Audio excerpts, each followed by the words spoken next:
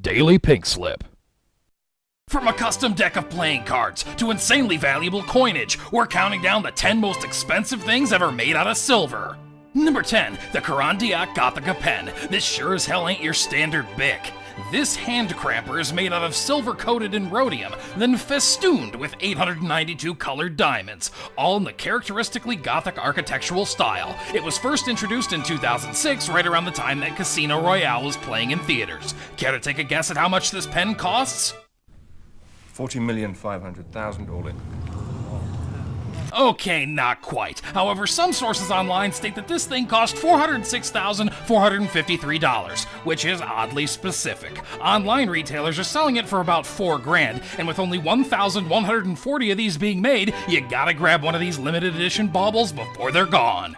Number 9, the Brackett Silver Cup. How'd you like to drink your gin and juice out of this bad boy? Made from extremely rare Pilgrim Century silver, this cup was made in 1660 by silversmiths John Hall and Robert Sanderson of Boston. It belonged to Richard and Alice Brackett, who were organizing members of the First Church in Quincy, Massachusetts. They most likely donated the cup to the church, where it stayed until it was auctioned by Sotheby's in 2001. It was sold to a fancy-pants American businessman for the paltry sum of $775,750. Of course, the real claim to fame is that it was briefly used as a prop in the background of Indiana Jones and the Last Crusade. The Silver Cup now resides in the Metropolitan Museum of Art, where it was donated by the buyer. You chose poorly. Hey, that reminds me, what's your favorite Indiana Jones movie? Remember, there's no wrong answer unless you choose the one with the aliens. Leave your answer in the comment section below. Number 8, the Lacock Cup, or at least that's how I hope it's pronounced. Dating back to the 15th century, this English medieval silver feasting cup is a true survivor. Most of these cups were altered as fashion evolved, but this was donated to the Lacock Church shortly after it was made. That means it remains in its original condition, which means it's worth a crap ton of money. The church had it appraised at $2.3 million. Since 1962, it was on display at the British Museum, but in 2013, they decided to sell the Lacock Cup to the museum outright. Both British and Wilshire museums raised $1.7 million to purchase the cup from the church, and the cup has a little hat on it, not sure if you noticed that. Number 7, the Great Silver Wine Cistern. What looks like something the size of a punch bowl, this 18th century cistern is actually enormous. You can sure fit a lot of clam chowder in this baby. What's the password? New England clam chowder. Is that the red or the white? I can never remember that. This cistern is known as the most expensive English silver ever sold at an auction. Of course, our friends at Sotheby's brokered this auction, where it reeled in a whopping $3.8 million. And honestly, you can't doubt the value on this one. It weighs 168 pounds. Whoa. Number 6, deck of silver playing cards. These astounding 400-year-old silver cards are a work of art, and in fact, they were never meant to be played with, only displayed. There are only 5 sets of these cards in existence, and this particular example is the only complete set. Made in Germany in 1616, these hand-engraved cards belong to a Portuguese princess who stowed the treasure on her person when escaping from Napoleon's army.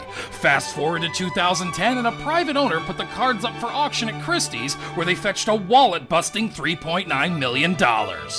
Number 5, Antique American Punchbowl. If you were looking for the most expensive receptacle to serve your favorite Hawaiian beverage, well, you found it. This punchbowl was made by Cornelius Kierstead in New York around 1700. Kierstead was known for his work with silver, but this punchbowl is by far his most desired piece. Sotheby's estimated that this thing would sell for between $400,000 and $800,000. Well, they were wrong. After a bidding war, it brought in a jaw-dropping $5.9 million. For a punch bowl. You chose poorly. Number 4, King George II Silver Coffee Pot. This was crafted by Paul de la Marie, who many consider the greatest 18th century silversmith in Britain. And if you think Starbucks is expensive, well, you're in for a little bit of sticker shock. This gleaming caffeine carafe was auctioned at Christie's in London for $7 million. Yeah, go ahead, treat yourself to that latte. At least it's not 7 mil.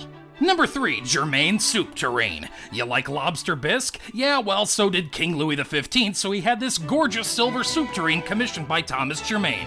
This is one of the few surviving pieces of its type because most French silver was melted down during the French Revolution. Our friends at Sotheby's brokered the deal on this one in 1996 to the tune of a cool, crisp $10 million doll hairs. Number 2, Flowing Hair Silver Dollar. This 1794 coin is the first American metal dollar made by the US Mint and also the finest example. This design was only used in 1794 and part of 1795. The record for a coin auction was set in 1999 at $4.1 million. This flowing hair dollar, however, tips the scale at $10 million. That's right, if the soup tureen wasn't quite your style, maybe you'd like to spend your $10 million on a single coin instead. Number 1, 1804 Silver Dollar. This innocuous piece of currency also happens to be the finest known example of this coin. It was once owned by the Sultan of Muscat, Virgil Brand, Nicolas Cage, and finally D. Brent Pogue, who decided to auction it in 2016. A bid was placed by telephone for $10,575,000. And guess what? The reserve wasn't met, it didn't sell. But we know someone was at least willing to pay that much for the coin, and that makes this the most expensive silver thing on our list. You have chosen wisely. Hey guys, thanks for watching. We're always working on new videos, so hit that subscribe button and you won't miss a single one. And remember, if you watched this video at work and you still have a job, then you just dodged the Daily Pink Slip.